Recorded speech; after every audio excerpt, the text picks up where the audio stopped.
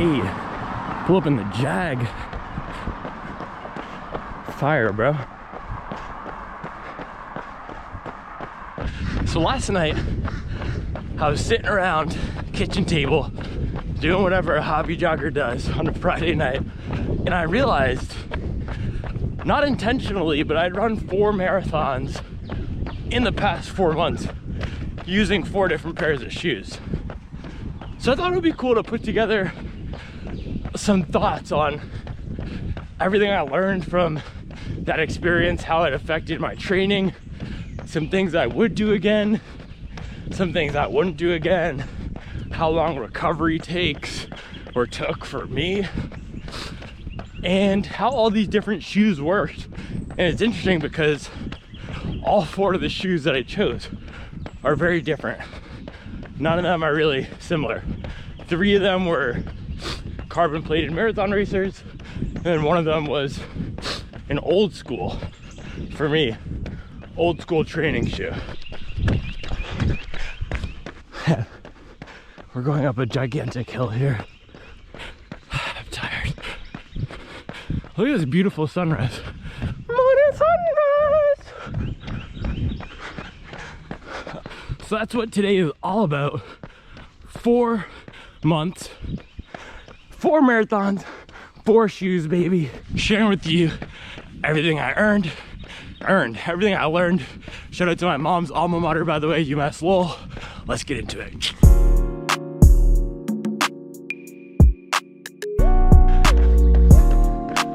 So we just hit mile 1 in the New Balance 860 here. This morning I'm just doing a smooth 6 miler.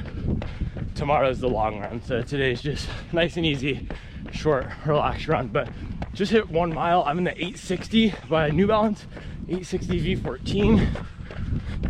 This is their stability shoe, but it doesn't ride like a heavy, clunky, awkward, firm, stiff, rigid shoe like I was expecting. So it's been a really nice surprise. I'm gonna try to get this thing up to 100 miles at some point. We have some exciting shoes coming in this week, and I need to order that Neo Vista. I wasn't able to snag a pair early. I held out. Running Warehouse had the pre-order, and then I thought maybe I could do one of my little backdoor websites and get it early before it hit the market, but nope.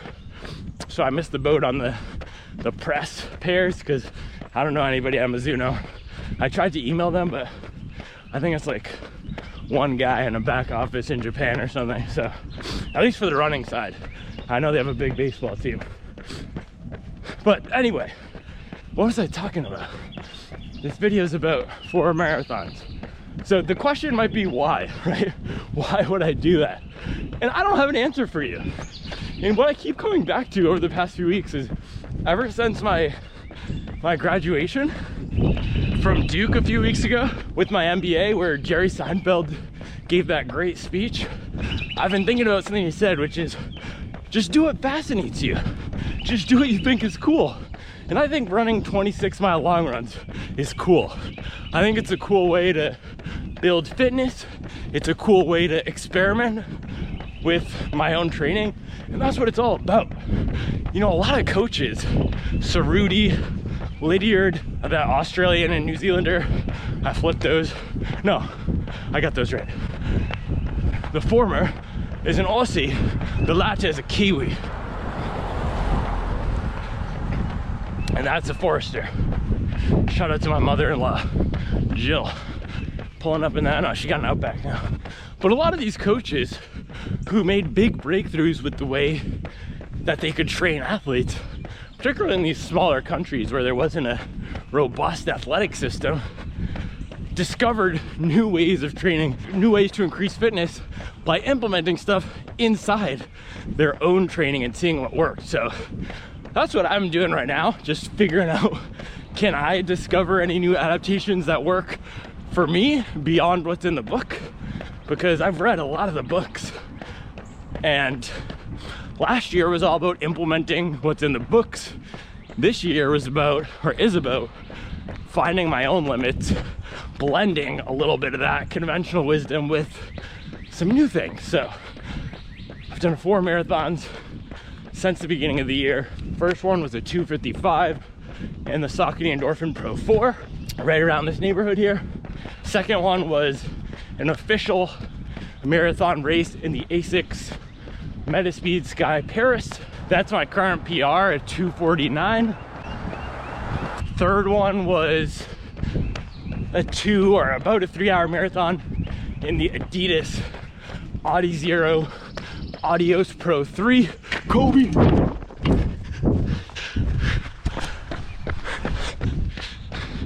I think I might have twisted my ankle a little bit there on the landing, but we'll be good. And then the fourth one was a few weeks ago. It was in my first ever pair of running shoes, the Nike Epic React 2. And that was about a 3, I forget now. I think it was about a 3:20. I'll flash them all up on the screen here.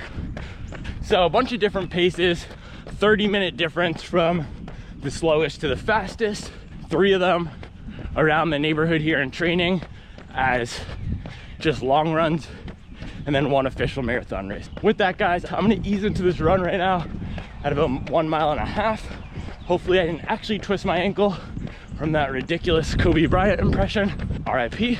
And then I'll pop the camera back on when I have something to say. I'll pull up with that American flag, bro. Look at that. Bang. Oh, bang. We got one in the trees there. Oh, bang. Out here feeling patriotic this morning, bro. You don't even know. Putting work.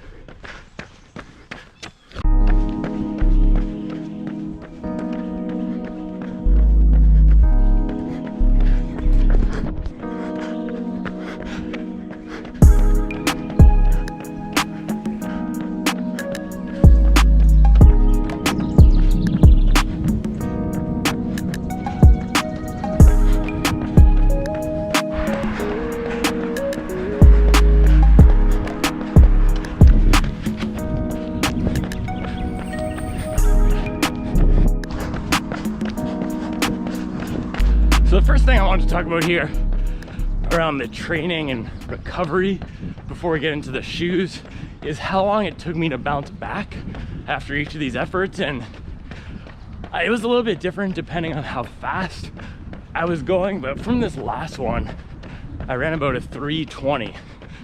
And it's not until yesterday or the day before where my legs felt 100% fresh and poppy, and like I could just do this, pick it up to real marathon pace, 6:30, and just cruise.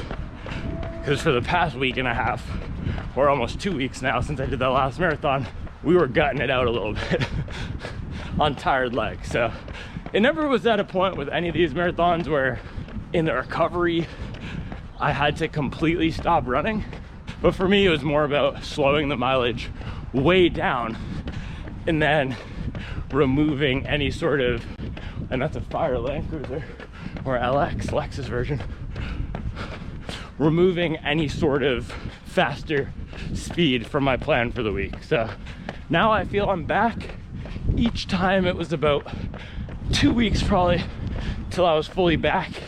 That being said, so I'm not an elite athlete, nowhere close in terms of my paces, but my recovery is the one thing that I do really well, and the reason why I'm able to train at a mileage level that's close to what some pros do. So 100 miles per week.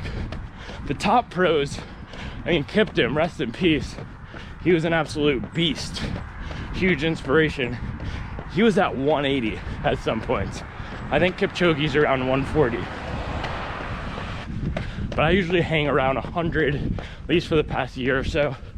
And I think that's what's allowed me to improve recovery and do a lot of these longer long runs. Because the longer that base mileage is, the longer we can get away with doing these long runs and recover better. And so far for me, recovery has been the #1 benefit of doing high mileage recovery. And then of course, being able to run. Yeah, they have a full-on soccer field in their backyard. Yeah, bend it like Beckham. You wouldn't think that from the street too. Just an unassuming 70s ranch. And then in the back, bang, Pull up with that Mia Hamm. So in general, marathon recovery is gonna be a little bit different for everyone. It's also gonna depend, again, on what pace we're doing. For us, relative, if we're doing an all-out attempt at getting our fastest marathon ever, that's gonna require a longer recovery than if we're doing it casually with a friend or at a lower effort like I have been doing during training. And then it's also gonna depend on how many marathons we've done. So the first marathon that I ever ran was 2022 Charlotte.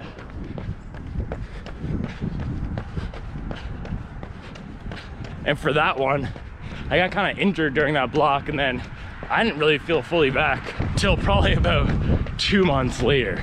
And the studies do show that for recreational runners, we can have, I think this was in the Higdon book or the Hansen book, I forget, but we can have muscle fiber damage as late as 3 months after a race. So it's really gonna depend on our experience level and pace. So with that, I'll see you guys in a bit. Bro, that's literally a chicken right there. He's trying to race me. Bark, bark. He didn't want the smoke. Still going.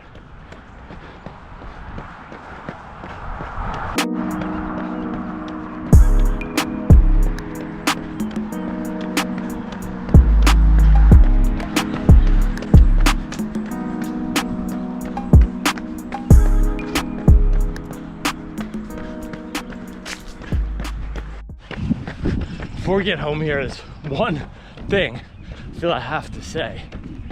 So I'm not advising that anybody out there start running a bunch of marathons during their training.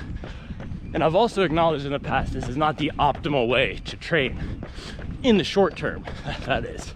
And I'll talk about this in a second, but if your goal is to become a better marathon runner in the short term, it's not great to run a bunch of 3-hour long runs that are gonna fatigue your body so that you can't hit marathon pace workouts and faster pace workouts during the week. However, for me, what this has been done, it's encouraged me to be more interested. And when I say interested, I mean take an interest in principles of training, the different levers we can pull to get adaptations to become better runners. Thinking about running higher volume, spending more time on feet versus running at faster paces and pushing the intensity. And so running longer long runs is one of the things I've been focusing on, and I like focusing on one variable at a time. That's one of the things I've been focusing on in the lab of my own training to see what this experiment does. And so better recovery, a little bit slower capability to train during the week, and of course becoming an absolute monster at running over 2 hours. Those are probably the 3 main things from the training. So I would encourage everybody, once you're comfortable with a set rhythm of training, to implement some sort of experiment that you yourself control. And of course, we want to do this safely within the bounds of our own capability. I'm always scared someone's gonna sue me or something. But yeah, have fun with it. I'm trying to have fun with it. I'm trying to learn something. And if I can stumble upon something that gives me an edge or just brings more enjoyment into the way that I train and the value I get from this pursuit of running, then that's a win, win, win. Baby, I don't know what the 3 wins are for, but we're winning everywhere. I'll see you guys at home. All right, guys. We are back. Shout out to those crows putting in work somewhere over there, going ham. But we got 6 miles, average, yeah, they're going at it today. 7:42 pace, 46 minutes. Now, for any of the sections where I wasn't talking, I was probably going about a 7:20, 7:30 pace, which was my goal for this training block, or this season of training, spring. I don't have a specific race right now that I'm training for. Chicago's in the fall. I do have a little mini sprint planned here that I'll probably share next week. But when I had the camera off, I was going at about 7:20, 7:30, and it's really taken me all of 2 weeks to recover from those 4 marathons and get back at it, back to that pace. So I'm not sure when or if I'm going to do another training marathon soon, but that's my biggest takeaway for recovery. Unless we're injured, for me personally, unless I'm injured, I do better with just running slow mileage to ease back into it versus taking days completely off. So that's one of my recovery takeaways as well. So it is now 7:27 a.m. I'm a little bit behind the gun here probably.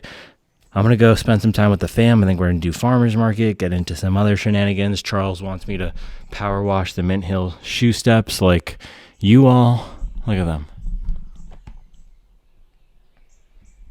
Yeah, everyone thinks the shoe market needs a bath, I guess. So I will see you guys in a bit. We'll bring all the shoes out here, and I'm going to do a breakdown of how they each performed and some takeaways from the footwear side. So I'll see you guys in a bit.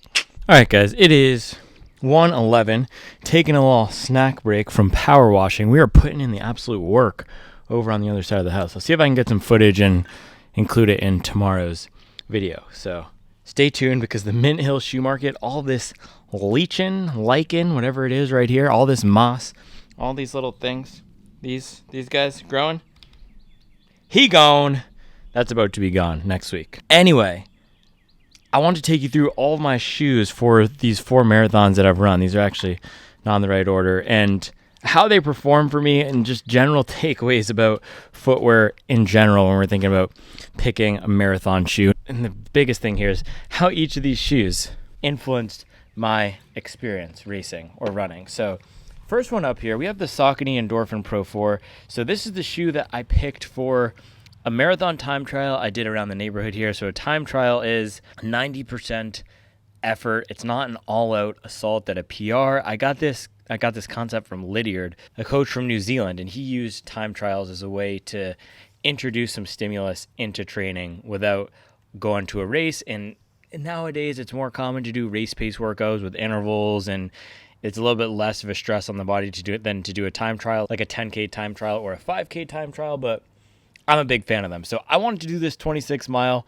time trial, this marathon time trial, to see where my fitness was and to build some confidence going into my first marathon since in 2 years, basically, which I ended up racing in the Sky Paris here. But for this one, I picked the Saucony Endorphin Pro 4.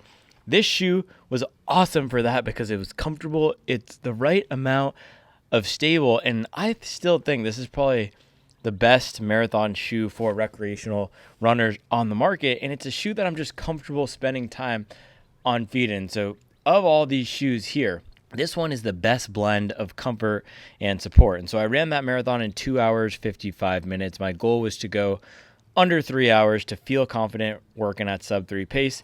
This shoe is awesome for that. It has that Power Run PB, nice soft bouncy foam. This is one of the best implementations of Power Run PB that I've seen so far. It's also got the carbon fiber plate in the bottom here, and overall a nice comfortable shoe, decently lightweight, not the lightest in the world, not the heaviest, and a great choice for a marathon. So this is one that I would highly recommend. And so after that, I had about, I think, 3 or 4 weeks to recover, and then I hit my next marathon. This was my goal race for the spring, winter. This is what I was building towards, and I hit that in the Asics Metaspeed Sky Paris. Now, this was a choice that I walked away from the race not regretting. I don't regret anything because I believe every experience is valuable, but this was not the right shoe for the marathon for me.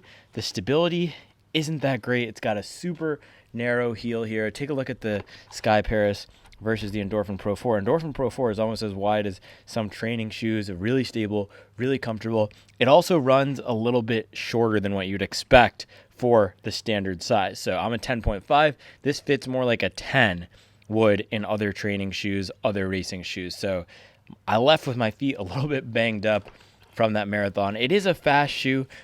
My mistake, and one thing that we could learn from my shoe choice here, is that please, guys, please make sure to do at least one long run over 2 hours in any shoe you plan to run the marathon in. Please. I did not do that.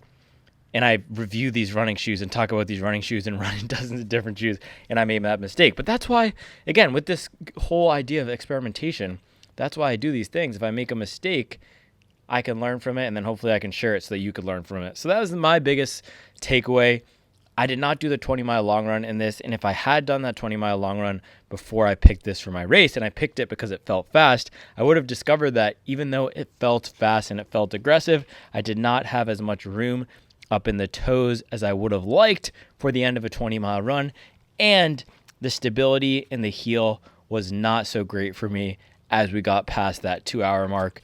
And you can see here, my form was really degrading at the end here, and I was mashing the heel a little bit. But I did pull out at the end of that race a 5:50 mile on mile 26, so I had some gas left in the tank, and this shoe was a great shoe to drop the hammer at the end of a marathon. So not the best shoe for miles 14 to 23, but for miles 1 to 14 and then 23 to 26, it was okay. So fast feeling shoe at slower training paces for me. So anything below a 7 flat, anything slower than a sub 3 marathon pace, essentially, it just feels like a firm daily trainer. It doesn't feel like I'm getting much benefit from it. It feels like something like an Audi Zero SL or a Ride 17. Not bad, but not amazing. That's why for slower than a sub 3 marathon pace, I much prefer this guy. I feel all the benefits of this shoe at every single pace that I run in. It feels fun, it feels bouncy, and then it also responds. It feels like there's more of a range of paces that this thing has that speed assistance factor in. Whereas with the Sky Paris, it feels like I'm only getting that speed assistance when I move through the gears down towards 650, 640, 630, and then even faster when we're thinking about half marathon and 10K pace, which for me is between 540 and 610. So a little bit aggressive for the marathon. In terms of the marathon itself, I did everything that I needed to for training, but with this whole idea of running 4 marathons in 4 months, I realized that my lactate threshold, and this is what I'm working on now for my next build, lactate threshold and some speed is the next adaptation. And so I ran a lot of slower pace miles.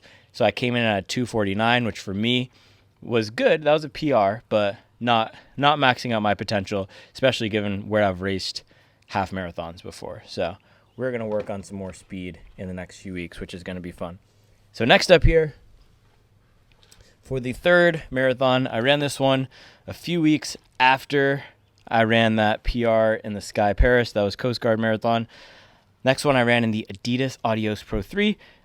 I just wanted to test this guy over a long run, and I got the idea in my head, maybe I'll test it over a marathon because this is one of the winningest marathon shoes of all time. Evans Chibet ran Boston Marathon and won in it. I know a lot of friends here on the channel who are 3:30 marathoners around that. My guy Brendan Wise really likes this shoe, so I got in my head, maybe I'll do a marathon in the shoe.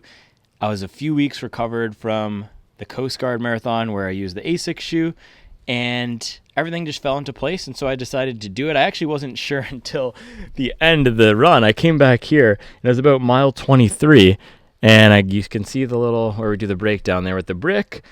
I saw that, and I said, should I keep going, or should I stop? Mile 23, and I heard the kids say, go daddy go, and I said, okay, I'll just run the full marathon, 3 more miles, we'll be good. So that is why I did the full marathon in the Adios Pro 3 here.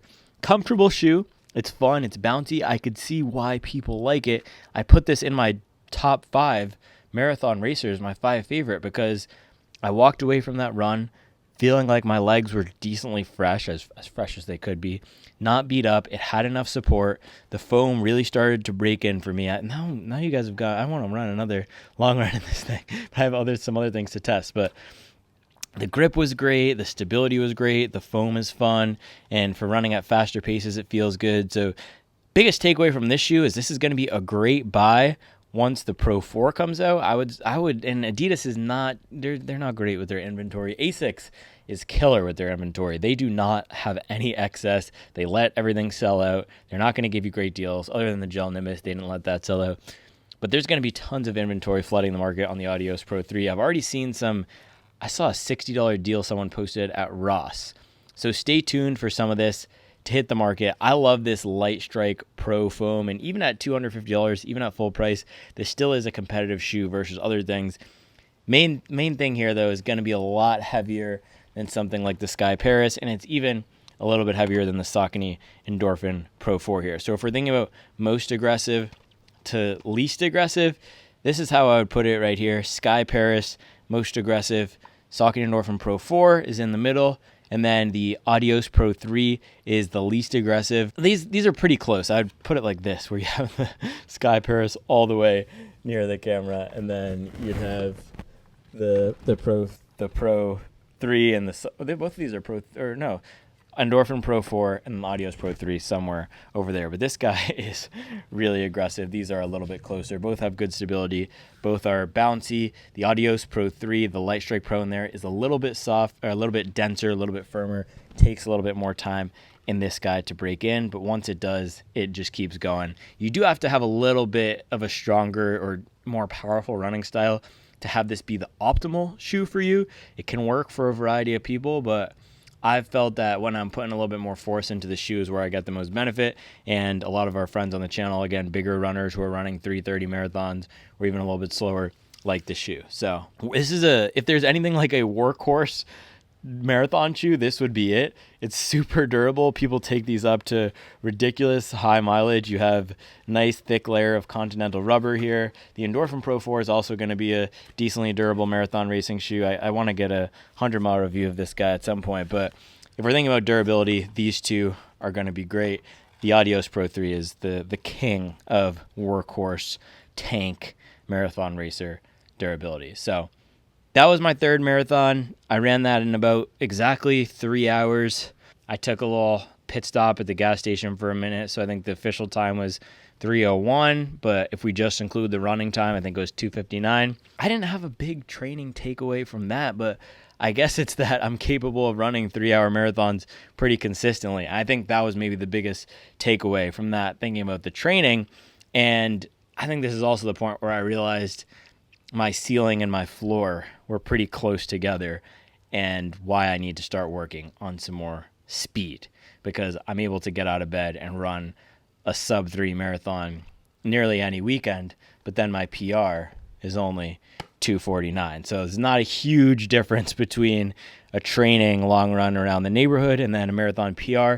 That tells me I need to improve my lactate threshold if, and then this is the key thing, guys, if the goal is to become a better or a faster marathon runner in the short term. That's what I was saying earlier. Starting this year, my goal is to run, I'm not going to say the number, a lot of miles this year so I can become a better marathon runner in the long term. So doing something like a slower 26-mile long run, because I'm still a newer runner in the grand scheme of things, that's going to be better for my long-term aerobic development. I'm going to get all the stronger mitochondria. I'm going to have a stronger delivery of oxygen.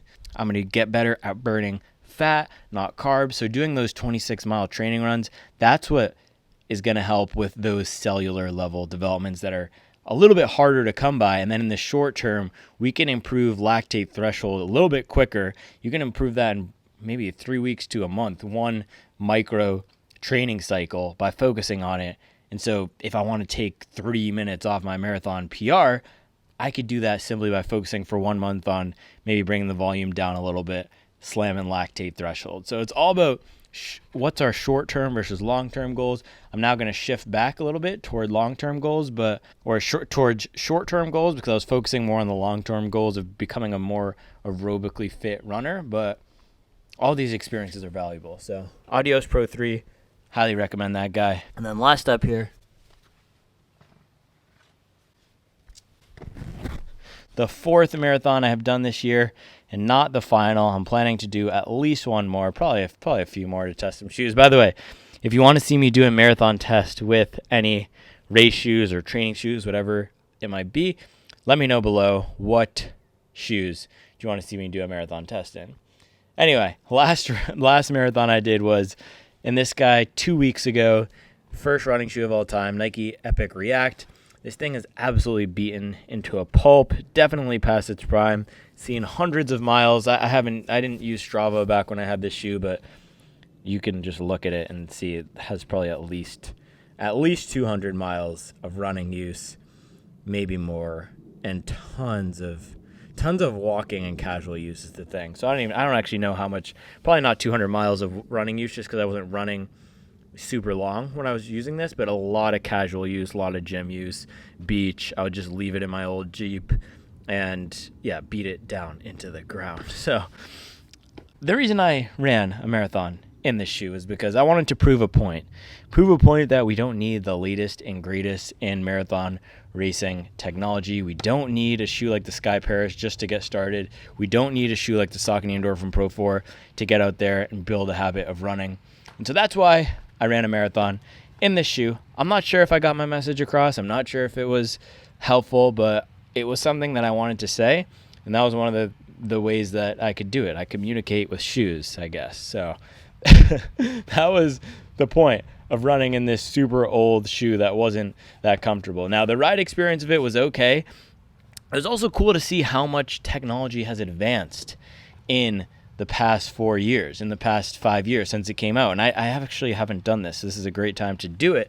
Let's just take a look at these shoes side by side. So the Endorphin Pro 4 is now, let's call this a standard marathon racing shoe, standard footwear for a recreational runner who would go out and run a marathon. We also have shoes like the Brooks Ghost or Glycerin or Adidas Supernova Rise or New Balance 880 or 1080, all those standard training shoes. But thinking about racing, this is what I would recommend to most people. If I had a friend come to me and say, I'm running my first marathon, I've run a few half marathons, I want to run a 3:30 or 3:25 or 3:50 or 4-hour marathon, I'd probably recommend them the Endorphin Pro 4 or the Nova Blast 4.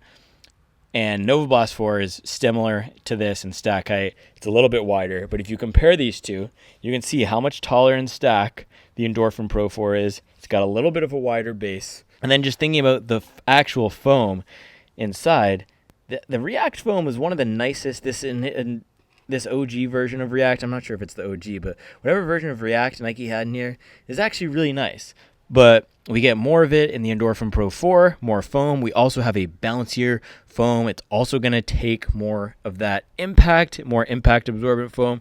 And then the geometry of the shoe, so how the bottom is shaped, way more curved in the Endorphin Pro 4 than the Epic React. And so this was an exercise in seeing how things would go. This was an exercise in just going with the flow. I actually thought it was going to be a horrible, painful, dreadful, struggling experience. It was not. However, I did prove to myself that footwear is important. I wanted to show that you could get started with anything, and I did that. I got out there and I did it in the shoe. I'm not going to do it again. There are much better options to do long runs or races on the market, like the Endorphin Pro 4 here, but it was a valuable experience to revisit my first running shoe. I did walk away from that run, and I actually felt this start to creep up. I think when I did that marathon, the Adios Pro 3, some weird little discomfort with my left foot, and running in this shoe exacerbated that. So that's the thing. Trying to think about how to say this. It was a psychological exercise. It was trying to prove a point, right? You don't need stuff to get started, and I did that. But the newest shoes, the more comfortable shoes, this new technology is more protective. It is going to be enabling faster runs. It's going to help you run a little bit faster, and it's just going to be more fun. So while you don't need to grab an Endorphin Pro 4 for $250 to get started, this shoe is probably going to leave you, and not probably, this shoe is 100% going to leave you walking away from that run feeling better, your legs feeling better. You'll probably recover a little bit quicker than if you run a marathon in an old beat up shoe like this. So my takeaway from that run is shoes do matter. I really don't want them to become a barrier, because I want to share this great practice, sport, pursuit. I want to share this awesome thing with everybody. So if all you have is a pair of old hiking boots, lace those up, take a walk around the neighborhood, maybe throw in a little 30-second jog here and there. But once you're ready to build that habit and you can afford to buy, there's some great shoes that are $70. Nike Zoom Structure 25, $75 on Nike's website. So just ask me for deals if you need deals. But don't let the gear be a barrier is my takeaway from this. But it is important as we're building a habit to run and race and train in comfortable shoes that are going to be supportive, going to be protective.